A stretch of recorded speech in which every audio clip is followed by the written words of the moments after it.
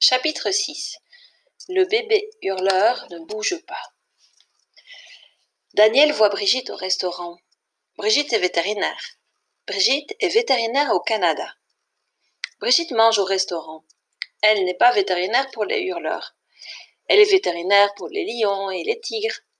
Brigitte est en vacances en Guyane. Brigitte mange du colombo au restaurant. Brigitte, excusez-moi, un bébé hurleur a touché un câble électrique et il est tombé. Ma mère regarde Daniel. Daniel, où est Isabelle? Ma mère, le père de Daniel et Brigitte vont jusqu'à l'arbre. Ils y vont rapidement. Ma mère court. Le père de Daniel court. Brigitte court. Le père de Daniel regarde le hurleur. Brigitte regarde le hurleur. Elle examine le hurleur. Mais elle ne le touche pas. Ma mère m'embrasse et me dit « Isabelle, qu'est-ce qui s'est passé? Tu as encore cherché les problèmes ?» Parfois je parle avant de réfléchir. Je parle rapidement. Je réfléchis lentement. Je lui dis « Non, Daniel lui a donné une banane, c'est la faute de Daniel. Le bébé hurleur a touché un câble électrique, c'est la faute du hurleur.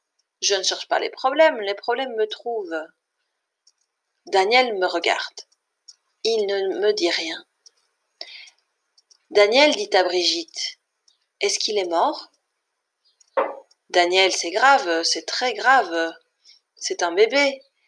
L'électricité a brûlé la main du bébé hurleur. Il a besoin d'antibiotiques. Il a besoin d'anti-inflammatoires. Il a besoin d'aller à la clinique. Il a besoin d'aller chez le vétérinaire. Brigitte nous dit « C'est très important de ne pas toucher le hurleur. C'est très important de ne pas lui donner à manger. Nous n'avons pas beaucoup de temps. Faites vite. Nous avons besoin de serviettes et d'un grand carton. » Le père de Daniel a des serviettes et un grand carton dans son camion. Il prend le carton du camion, il prend le hurleur avec les serviettes.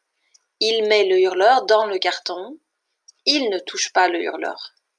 Le pauvre bébé hurleur ne bouge pas. Monsieur Girard touche le hurleur avec les serviettes du restaurant. Mais il y a un problème. Le papa hurleur crie. Il crie et il hurle. Il lève les mains en l'air et il hurle et il crie. Le papa hurleur descend de l'arbre et regarde le père de Daniel et il hurle, il hurle. Il lève les mains dans l'air et court vers Monsieur Girard. Il lance des papayes. Le papa hurleur n'est pas content. Daniel a peur. J'ai peur. Daniel et moi, nous regardons le papa hurleur. Le papa hurleur veut protéger le bébé hurleur. Monsieur Girard court au camion avec le bébé hurleur. Voilà, fin du chapitre 6.